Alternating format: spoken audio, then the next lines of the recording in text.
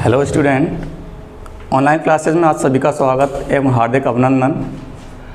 हमारी आज की जो ऑनलाइन क्लास है वो बीएससी थर्ड ईयर के स्टूडेंट्स के लिए है, जिसमें हम बॉटनी स्टार्ट करने वाले हैं। तो सबसे पहले हम यहाँ पर बॉटनी के सिलेबस के बारे में डिस्कस करेंगे। तो अगर सिलेबस की बात की जाए तो बॉटनी के अंदर वही 3 पेपर हैं,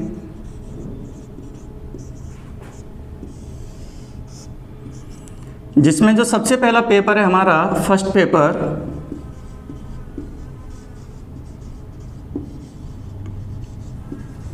morphology and anatomy of angiosperm. ये तो हमारा फर्स्ट पेपर है, morphology and anatomy of angiosperm. Second paper है हमारा इकोलॉजी एंड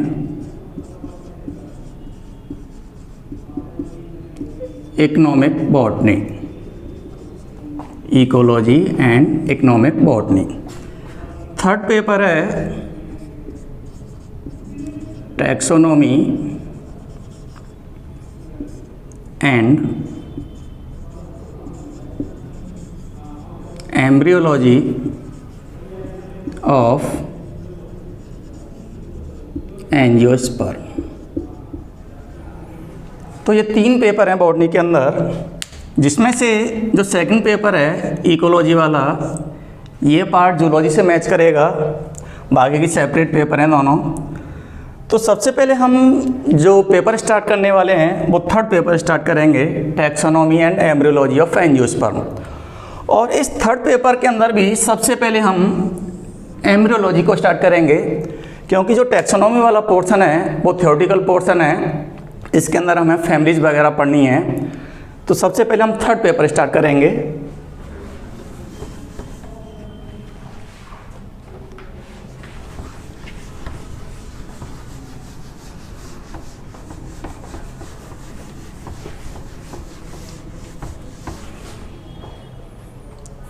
तो हमारा थर्ड पेपर है, जिसके अंदर हमें सबसे पहले स्टार्ट करना है एम्ब्रियोलॉजी को, जिसको हिंदी में हम भ्रूण विज्ञान के नाम से भी जानते हैं, एम्ब्रियोलॉजी या भ्रूण विज्ञान। तो सबसे पहले हमें यहाँ पर स्टार्टिंग जो हम कर रहे हैं इसकी, तो एम्ब्रियोलॉजी की डेफिनेशन से करनी है।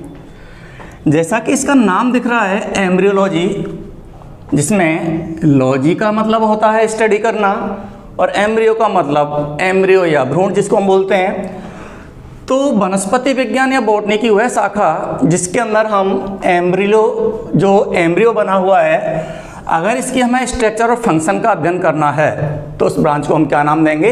एम्ब्रियोलॉजी। तो वनस्पति विज्ञान, जिसको हम बॉटनी के नाम से जानते हैं, कि वह शाखा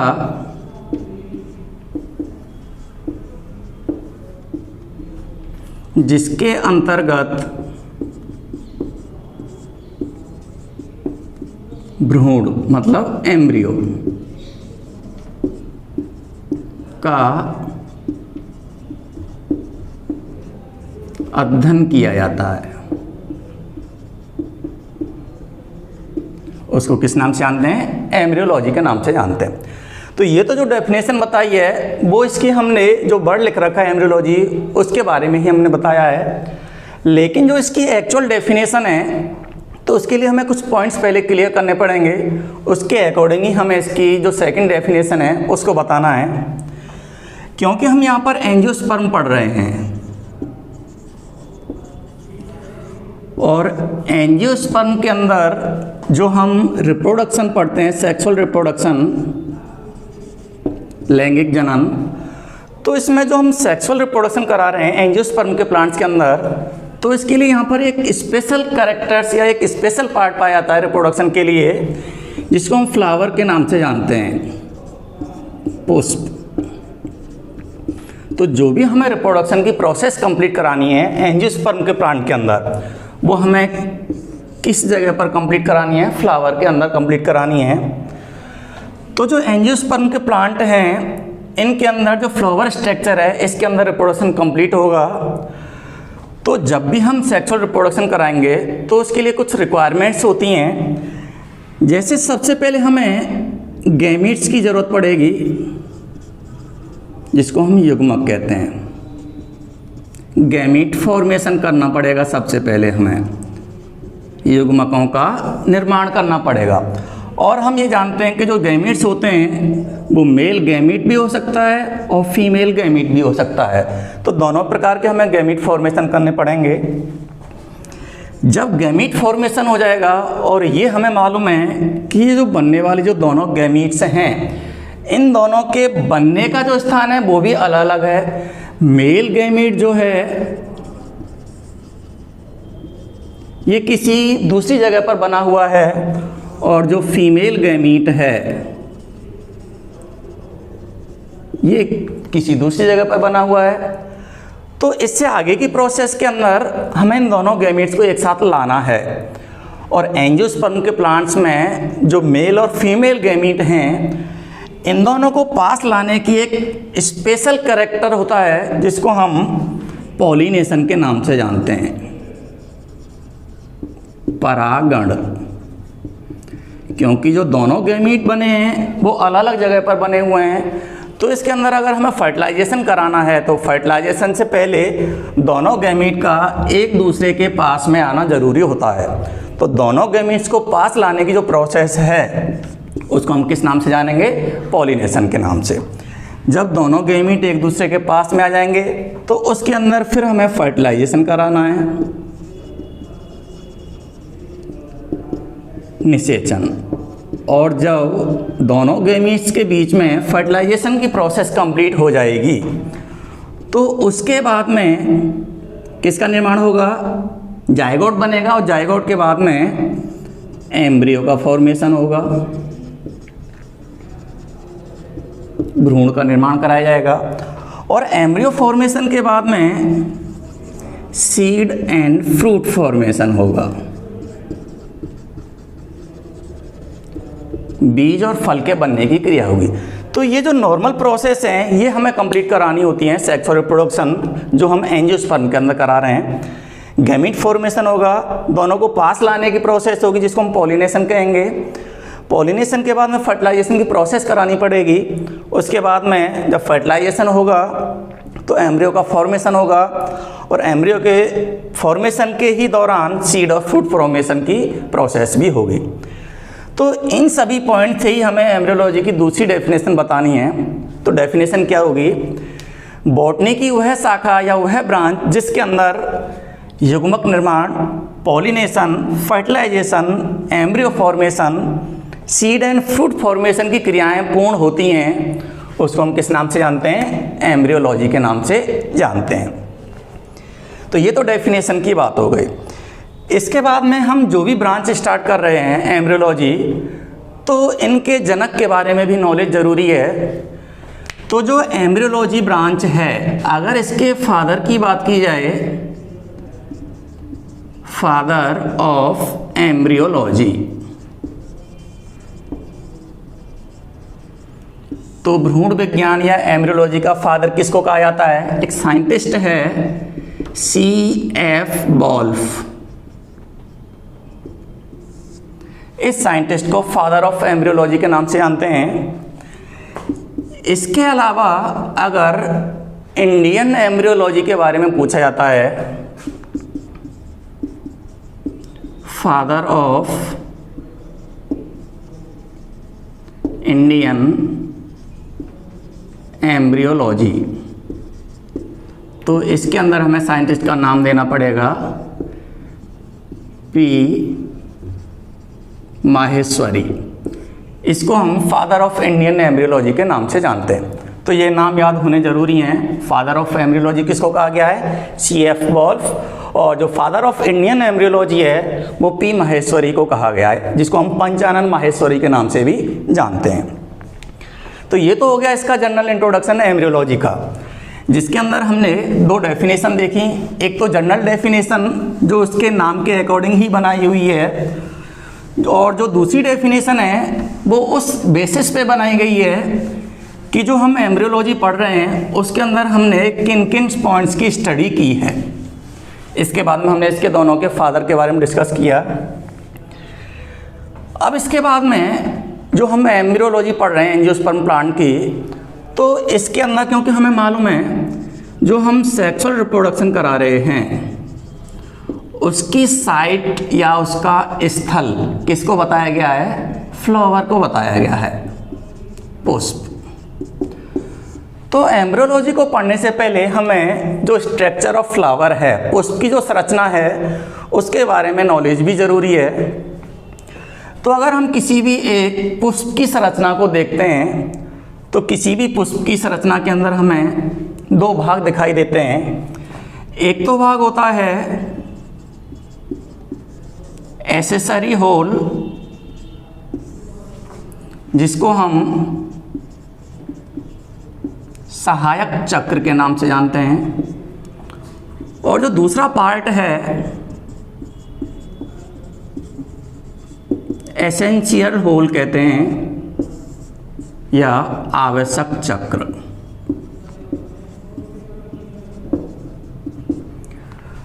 तो पुष्प के जितने भी भाग हैं उनको हमने दो भाग या दो चक्र के अंदर डिवाइड किया हुआ है, एक सहायक चक्र और एक है आवश्यक चक्र। सहायक और आवश्यक चक्र का मतलब क्या होता है? मतलब पुष्प के ऐसे भाग जो जनन की क्रिया से तो संबंधित नहीं होंगे लेकिन जनन में इनका विशेष योगदान होता है। ऐसे भाग जो सेक्सुअल रिप्रोडक्शन की प्रोसेस में सहायक होते हैं, उनको किस नाम से जानते हैं हम? सहायक चक्र के नाम से। और इसके अंदर हमें दो भाग पढ़ने हैं। एक प्लांट या जो फ्लावर है उसका जो भाग है वो तो होता है कैलिक्स, और एक है कोरोला, जिसको हम यहाँ पर बाह्यदल पुंज और दल पुंज के नाम से जानते हैं। तो ये तो हो गया हमारा फर्स्ट पार्ट, सहायक चक्र, जिसके अंदर हमने कैलिक्स और कोरोला दो पार्ट्स को रखा हुआ है। दूसरा है आवश्यक चक्र। सबसे पहले तो आवश्यक चक्र क्या होता है? जैसे हमने ऊपर बताया सहायक चक्र के बारे में कि पुष्प के ऐसे भाग जो सेक्सुअल रिप्रोडक्शन की प्रोसेस में सहायक होते हैं, उसमें भाग नहीं लेते बल्कि उस प्रोसेस में हेल्पफुल होते हैं, सहायक होते हैं, उनको हम एक्सेसरी होल या सहायक चक्र के नाम से जानते हैं। लेकिन ऐसे भाग जो सेक्सुअल रिप्रोडक्शन की प्रोसेस में भाग लेते हैं उनको किस नाम से जानेंगे? सहायक। इसके बाद में आवश्यक चक्र उसके लिए नाम दिया जाएगा। और इस आवश्यक चक्र के अंदर दो पार्ट हैं। एक तो है इसके अंदर एंड्रोसियम, जिसको हम पुमंग के नाम से जानते हैं, और एक है गाइनोसियम, जिसको हम जायांग के नाम से जानते हैं। तो कुल मिलाकर के अगर पुष्प के पार्ट पूछे जाते हैं तो पुष्प के कुल मिलाकर के चार भाग हो गए, चार पार्ट्स हो गए इसके। फर्स्ट हो गया कैलिक्स, सेकंड हो गया कोरोला, थर्ड हो गया एंड्रोसियम, और फोर्थ हो गया गाइनोसियम। तो ये हो गए फ्लोरल पार्ट्स, चार हैं, कैलिक्स, कोरोला, एंड्रोसियम और गाइनोसियम। बाह्यदल पुंज, दल पुंज, पुमंग और जायांग। तो सबसे पहले अब हमें इन चारों पार्ट्स के बारे में नॉलेज लेनी है।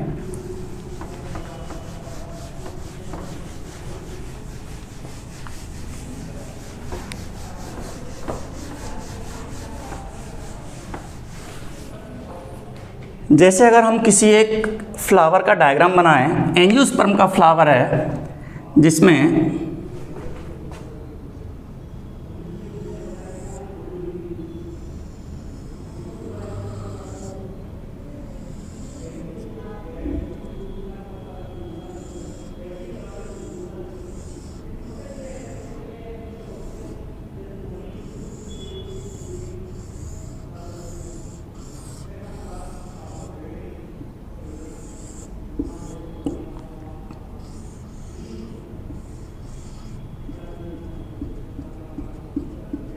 देखिए, अगर किसी भी फ्लावर की स्ट्रक्चर देखी जाती है तो उस फ्लावर या पुष्प के अंदर वह स्थान जहाँ से पुष्प जुड़ा हुआ रहता है उसे हम पुष्प ब्रंथ या पेडिसल के नाम से जानते हैं, जहाँ से पुष्प जुड़ा हुआ होता है।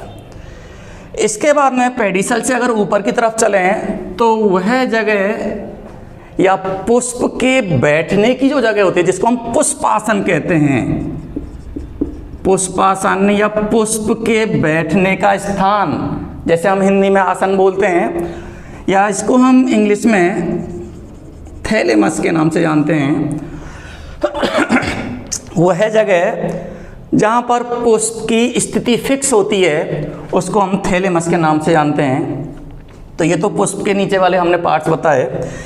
इसके बाद में जो हमने पुष्प के 4 भाग बताए हैं उसके अंदर जो सबसे पहला भाग होता है वो होता है बाह्यदल पुंज, और बाह्यदल पुंज की जो एक इकाई है उसको हम बाह्यदल के नाम से जानते हैं या उसको इंग्लिश में हम सेपल बोलते हैं।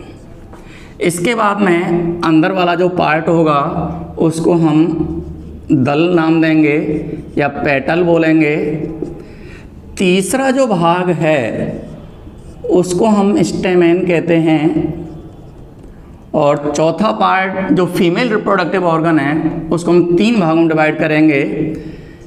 ऊपर वाला भाग है ये स्टिग्मा, वर्तिका कहते हैं, ये स्टाइल जो एक नली की फॉर्म में पाई जाती है, और ये नीचे वाला जो पार्ट है इसको हम ओवेरी के नाम से जानते हैं, और इसके अंदर ये जो पॉइंट लाइक स्ट्रक्चर हैं इनको हम ओव्यूल कहते हैं या हिंदी में इसको बीजांड बोलते हैं। और अंदर वाला ये जो पार्ट है, जो फूला हुआ भाग है, इसको हम प्लेसेंटा के नाम से जानते हैं।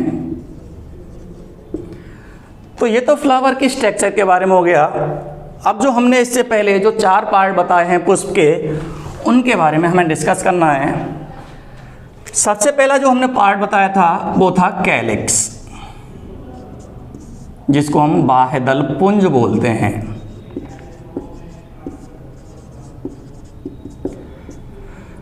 बाह्यदल पुंज या जो कैलिक्स होता है, ये अगर हम इसकी एक इकाई की बात करें, यूनिट की बात करें, तो इसकी इकाई होती है बाह्यदल, और इंग्लिश में बोलते हैं इसको सेपल। तो ऐसे बहुत सारे सेपल मिलकर के एक समूह बनाएंगे और समूह को हम क्या नाम देंगे? कैलिक्स। तो ये तो एक समूह है या जिसको हम ग्रुप बोलते हैं, और उस ग्रुप की यूनिट का हमने क्या नाम दिया हुआ है? सेपल या बाह्यदल। तो ये जो सेपल या जो बाह्यदल होता है, ये किसी भी फ्लावर का सबसे आउटर मोस्ट पार्ट होता है, बाहर का भाग होता है। और अगर इसके कलर की बात की जाए तो ये ग्रीन कलर का होता है, और हमें ये मालूम है कि जो ग्रीन कलर होता है वो किस में हेल्पफुल होता है? एक प्रोसेस है जिसको हम फोटोसिंथेसिस या प्रकाश संश्लेषण के नाम से जानते हैं। तो अगर बाह्यदल हरे रंग का है तो किस प्रोसेस में मदद करेगा हमें? प्रकाश संश्लेषण या फोटोसिंथेसिस की प्रोसेस में। तो जो कैलिक्स है, इसका ग्रीन होने का फ़ायदा क्या हुआ? एक तो ये किस प्रोसेस में मदद कर रहा है हमारे लिए? फोटोसिंथेसिस में। दूसरा इसका फंक्शन क्या होगा? क्योंकि ये पुष्प के अंदर सबसे बाहर की तरफ उपस्थित है और इसके अंदर की तरफ दल, पुमंग, जायांग ये सभी स्ट्रक्चर उपस्थित हैं, तो इनके प्रोटेक्शन या सुरक्षा का कार्य भी कौन करेगा? बाह्यदल ही करेगा। तो इसका दूसरा फंक्शन क्या होगा? प्रोटेक्ट करना या सुरक्षा देने का। और प्रोटेक्ट किसको देगा? जो इसके अंदर वाले पार्ट्स हैं उनके लिए ये प्रोटेक्शन या सुरक्षा देने का कार्य करेगा।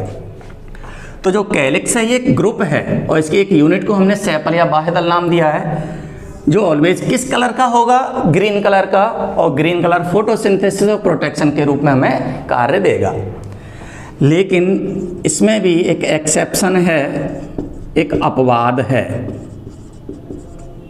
अपवाद से मतलब नॉर्मली हम क्या कह रहे हैं कि जो सेपल या जो बाह्यदल है वो किस कलर का है? ग्रीन। लेकिन किसी किसी प्लांट के अंदर जो सेपल होता है वो कलरफुल भी हो सकता है, मतलब हरे रंग को छोड़ करके किसी भी कलर का हो सकता है। और ये जो विशेषता है कलरफुल होने की, ये पुष्प के दूसरे भाग की, जिसको हम दल के नाम से जानते हैं, उसकी विशेषता होती है। इसलिए अगर पुष्प का बाह्यदल कलरफुल हो जाता है तब उसके लिए एक नाम दिया जाता है, क्योंकि ये दल की विशेषता को बता रहा है, सेपल की विशेषता ना होकर के पेटल की या दल की विशेषता हो गई। तो इसको हम यहाँ पर क्या नाम देंगे? दलाभ, पेटेलॉइड के नाम से इसको जानते हैं। तो है तो जो हमारा बाह्यदल ग्रीन कलर का, लेकिन अपवाद के रूप में अगर ये कलरफुल हो जाता है तब इसको हम किस नाम से जानते हैं? दलाभ के नाम से जानते हैं। तो ये इसके एक्सेप्शन के रूप में भी हमें पढ़ना है। इसके बाद में अगर हम पुष्प के दूसरे भाग की बात करें, जिसको हम कोरोला के नाम से जानते हैं, हिंदी में इसको हम दलपुंज कहेंगे। तो जैसे हमने यहाँ पर बताया था कि ये ग्रुप है और इसकी एक यूनिट का नाम है, ऐसे ही यहाँ पर जो कोरोला है ये तो एक ग्रुप है और इसकी जो यूनिट है उस यूनिट को हम किस नाम से जानेंगे? पेटल के नाम से या दल के नाम से। तो कोरोला की यूनिट क्या हुई? पेटल या दल। जैसे यहाँ पर हमने यूनिट के बारे में डिस्कशन किया था, उसी हिसाब से यहाँ पर कोरोला की यूनिट क्या हो गई? पेटल यूनिट हो गई। यहाँ पर क्या विशेषता बताई थी हमने कि जो कैलिक्स होते हैं वो ग्रीन कलर का होगा, लेकिन इस जगह पर हम क्या बता रहे हैं कि जो कोरोला है उसका जो कलर होगा वो कलरफुल होगा। मतलब ग्रीन कलर को अगर छोड़ दिया जाए तो किसी भी कलर का ये हो सकता है, और अगर किसी भी पुष्प के अंदर पुष्प का भाग कलरफुल है तो ये प्रोसेस के अंदर हेल्पफुल होगा और उसको हम पॉलिनेशन के नाम से जानते हैं। और पॉलिनेशन के भी आगे हम कई टाइप्स पढ़ेंगे, तो उसमें भी एक होता है इंसेक्ट पॉलिनेशन, कीट परागण।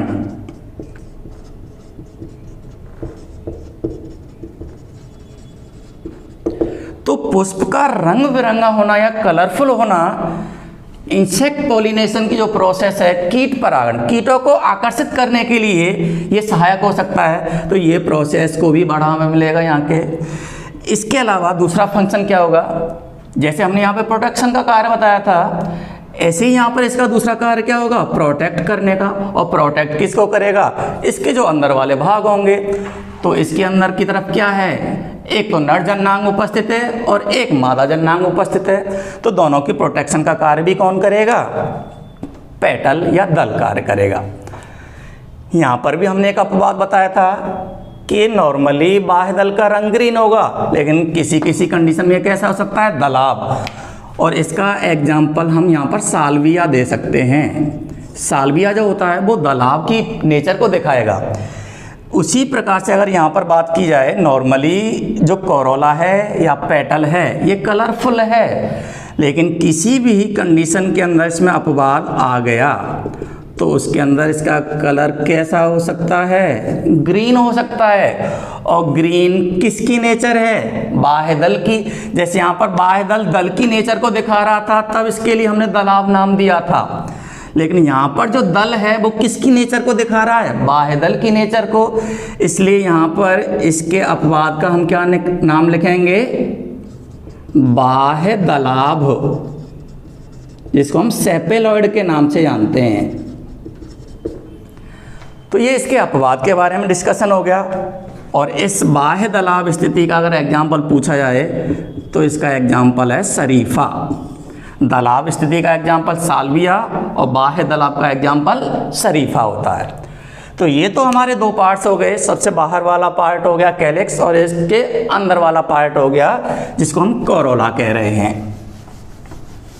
इसके बाद में फ्लावर के दो पार्ट्स बचे हुए हैं और ये जो दोनों पार्ट्स हैं ये जो सेक्सुअल रिप्रोडक्शन की प्रोसेस है उसके अंदर ये हेल्पफुल होते हैं। तो तीसरा पार्ट है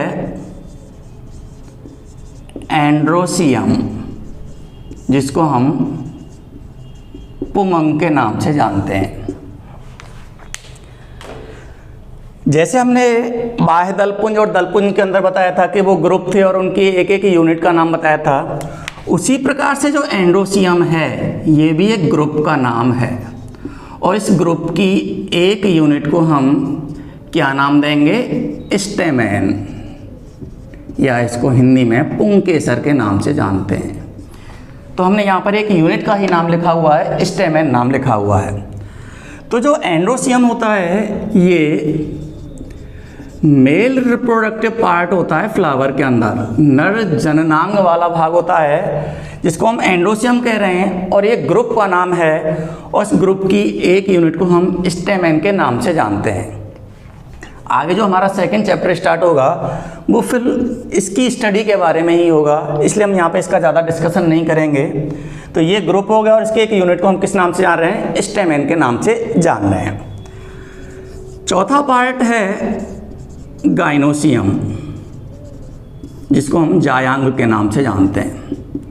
तो ये भी एक ग्रुप है और इस ग्रुप की एक यूनिट है, मतलब ये इकाइयों से मिलकर के बना हुआ, तो इस एक पार्ट को भी हमें दिखाना है। तो इसकी यूनिट को हमने क्या नाम दिया है? कार्पल, या इसको हम अंडक के नाम से भी जानते हैं। तो गाइनोसियम की यूनिट क्या हो जाएगी? कार्पल यूनिट हो जाएगी। और जो कार्पल होता है इसके तीन पार्ट होते हैं। एक भाग है स्टिग्मा, जिसको हमने यहाँ पर दिखा रखा है, दूसरा है स्टाइल, ये वाला पार्ट, और तीसरा है ओवेरी। तो ये इसके कार्पल के तीन पार्ट्स हो गए। तो यहाँ पर तो हमने, और ये जो गाइनोसियम है ये फीमेल रिप्रोडक्टिव ऑर्गन होता है या पार्ट होता है। तो ये तो किसी भी पुष्प के हमने चारों भागों के बारे में डिस्कस कर लिया, लेकिन इन चारों पार्ट से रिलेटेड कुछ यहाँ पर फैक्ट दे रखे हैं, कुछ कंसेप्ट दे रखे हैं, उनमें से कभी कभी क्वेश्चन पूछ लेता है। जैसे अगर किसी भी पुष्प के अंदर ये जो चारों पार्ट हैं ये उपस्थित हैं तो ऐसे फ्लावर को हम किस नाम से जानेंगे? कंप्लीट फ्लावर, या हिंदी में बोलेंगे इसको पूर्ण पुष्प। ऐसा पुष्प जिसके अंदर पुष्प के चारों भाग उपस्थित हों। चारों भाग से मतलब बाह्यदल, दल, पुमंग और जायांग। अगर ये चारों भाग उपस्थित हैं तो ऐसे पुष्प को हम कंप्लीट फ्लावर के नाम से जानते हैं या पूर्ण पुष्प के नाम से जानते हैं। अगर इन चारों पार्ट में से कोई भी एब्सेंट रहता है तब ऐसे फ्लावर को हम इनकम्प्लीट कहेंगे या इसको हम अपूर्ण पुष्प के नाम से जानेंगे। कोई सा भी पार्ट हो सकता है चार में से, अगर वो एब्सेंट है तो वो कंप्लीट फ्लावर नहीं होगा, उसको हम इनकम्प्लीट फ्लावर या अपूर्ण पुष्प के नाम से जानेंगे। नेक्स्ट पॉइंट, अब जो हम नेक्स्ट पॉइंट बता रहे हैं वो सबसे ज़्यादा कन्फ्यूजन उत्पन्न करेगा। शब्द है हमारा बाइसेक्सुअल, उभयलिंगी। मतलब ऐसा पुष्प जिसमें नर एवं मादा दोनों जननांग उपस्थित हों, उस कंडीशन को किस नाम से जानेंगे? बाइसेक्सुअल। तो यहाँ पर ये पॉइंट ध्यान रखना है कि यहाँ पर हमने पुष्प लिखा हुआ है, ऐसा पुष्प जिसमें नर एवं मादा जननांग दोनों उपस्थित होंगे उसको हम बाइसेक्सुअल कहेंगे, या इसके लिए एक नाम और दिया जाता है हर्माफ्रोडाइट। ये भी नाम कभी कभी पूछ लेता है, बाइसेक्सुअल ना दे करके हर्माफ्रोडाइट नाम भी दे रखा होता है। नेक्स्ट पॉइंट आता है यूनिसेक्सुअल। यहाँ पर तो क्या था, दोनों जननांग उपस्थित थे, नर एवं मादा दोनों जननांग थे। अगर इनमें से अगर कोई भी एक पार्ट उपस्थित रहे, या तो नर वाला ही रहे या मादा वाला ही रहे, तब उसको किस नाम से जानेंगे, यूनिसेक्सुअल के नाम से। अब यहाँ पर दो कंडीशन आ सकती हैं, या तो नर वाला पार्ट हो सकता है या मादा वाला पार्ट हो सकता है। तो यदि इसके अंदर केवल मेल पार्ट ही उपस्थित है तो ऐसे पुष्प को हम नाम देंगे स्टेमिनेट या पुंकेसरीय। और इसका एग्जाम्पल है कैस्टर, इसको हम अरंडी बोलते हैं।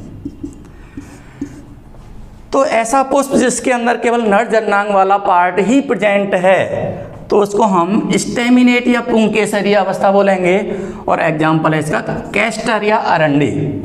इसी प्रकार से यूनिसेक्सुअल के अंदर दूसरी कंडीशन भी हो सकती है, केवल फीमेल पार्ट ही उपस्थित हो सकता है, तब इस अवस्था को बोलेंगे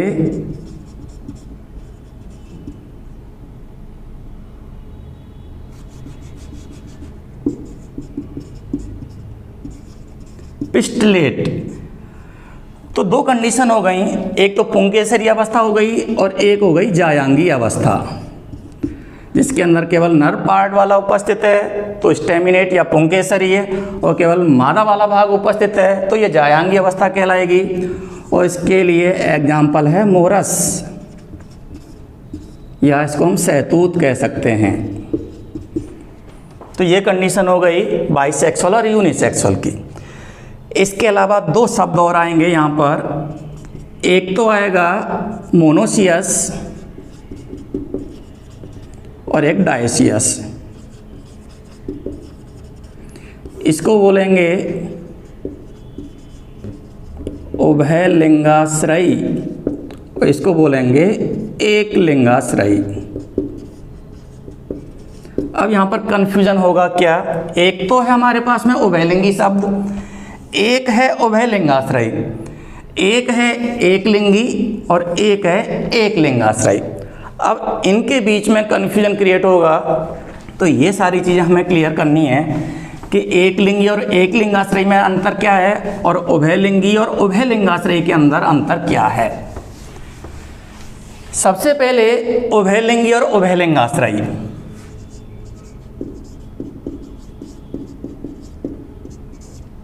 इसको हम बाइसेक्सुअल कहेंगे, और दूसरी कंडीशन है उभय लिंगाश्रयी, जिसको हम मोनोसियस नाम दे रहे हैं।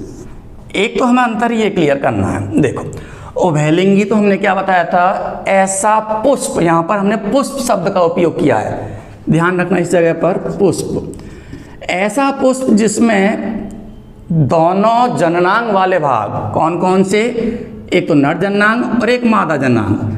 ऐसा पुष्प जिसमें दोनों जननांग उपस्थित हों उसको तो हम क्या नाम देंगे, उभयलिंगी या बाइसेक्सुअल। लेकिन उभयलिंगाश्रयी क्या होगा, इसका मतलब है ऐसा पादप। अब यहाँ पर क्या शब्द आ रहा है, पादप। तो ये डिफरेंस करेगा दोनों के अंदर। ये जो उभयलिंगी शब्द है ये हमेशा किसके लिए यूज किया जाएगा, फ्लावर या पुष्प के लिए यूज किया जाएगा। ऐसा पुष्प जिसमें दोनों जननांग उपस्थित हों तो ऐसे पुष्प को हम क्या नाम देंगे, उभयलिंगी नाम देंगे। लेकिन ऐसा पादप जिसमें दोनों जननांग उपस्थित हों, जैसे कोई भी एक प्लांट है, इस प्लांट के अंदर दोनों प्रकार के पुष्प लगे हुए हैं, नर पुष्प भी है इसके अंदर और मादा पुष्प भी है इसके अंदर, फीमेल फ्लावर भी है, मेल फ्लावर भी है। तो ऐसे पादप को, ये क्या है, प्लांट है, और इस प्लांट के ऊपर दोनों टाइप के फ्लावर लगे हुए हैं, मेल भी और फीमेल भी है। तो ऐसे पादप के लिए किस शब्द का यूज किया जाएगा, उभयलिंगाश्रयी, या जिसको हम मोनोसियस के नाम से जानते हैं। दोनों क्लियर हुए। उभयलिंगी तो पुष्प के लिए यूज किया जाएगा और उभयलिंगाश्रयी किसके लिए यूज किया जाएगा, पादप के लिए। ऐसे दूसरे भी शब्द हैं, एक लिंगी और एक लिंगाश्रयी। इसको यूनिसेक्सुअल और इसको डायोसियस। अब इनमें भी डिफरेंस करना है। तो यहाँ पर हमें क्या बताना है, ऐसा पुष्प जिसके अंदर केवल एक ही जननांग उपस्थित हो उसको हम क्या नाम देंगे, एक लिंगी। अब इसमें भी दो कंडीशन है, या तो पिस्टलेट हो सकता है या स्टेमिनेट हो सकता है, जायांगी भी हो सकता है और पुंकेसरी अवस्था भी हो सकती है। तो ये तो हमने पुष्प के लिए यूज किया है, लेकिन एक लिंगाश्रय किसके लिए यूज करेंगे हम, पादप के लिए। तो इसमें क्या होगा, ऐसा पादप जिसमें केवल एक ही प्रकार के जननांग उपस्थित हों या एक ही प्रकार का पुष्प हो, जैसे इसके ऊपर हमने केवल नर पुष्प ही बना रखे हैं। ऐसी दूसरी अवस्था भी तो हो सकती है जिसके ऊपर केवल फीमेल फ्लावर ही उपस्थित हों। तो हैं तो दो प्लांट, एक प्लांट तो ऐसा है जिसके ऊपर केवल नर पुष्प ही है और एक प्लांट कैसा जिसके ऊपर केवल मादा पुष्प भी है। तो ये सब किसके लिए यूज किया जा रहा है, पादप के लिए। ऐसा पादप जिस पर केवल एक ही प्रकार का पुष्प उपस्थित हो, या तो नर पुष्प ही हो या मादा पुष्प ही हो, तो उसको हम किस नाम से जानेंगे, एक लिंगाश्रयी के नाम से जानेंगे। तो ये कुछ टर्मिनोलॉजी थी जो ज़्यादातर एग्जाम के अंदर पूछी जाती है, और ये जो दोनों वर्ड्स हैं ये कंफ्यूज क्रिएट करते हैं, इसलिए इसको हमने यहाँ पर क्लियर किया है। तो आज का जो हमारा फर्स्ट टॉपिक था वो पुष्प की संरचना के बारे में था, जनरल इंट्रोडक्शन था। इसके बाद में हमारा जो नॉर्मल रूटीन है उसमें फर्स्ट चैप्टर स्टार्ट करेंगे, जिसके अंदर हमें दोनों प्रकार के जननांग पढ़ने हैं, मेल रिप्रोडक्टिव पार्ट भी पढ़ना है और फीमेल वाला भी पार्ट पढ़ना है। तो ये हम आगे अपनी दूसरी क्लास के अंदर स्टार्ट करेंगे। अगर ये वीडियो आपको पसंद आए तो प्लीज़ इसको लाइक शेयर कमेंट कीजिए और हमारे चैनल को सब्सक्राइब कीजिए। Thank you.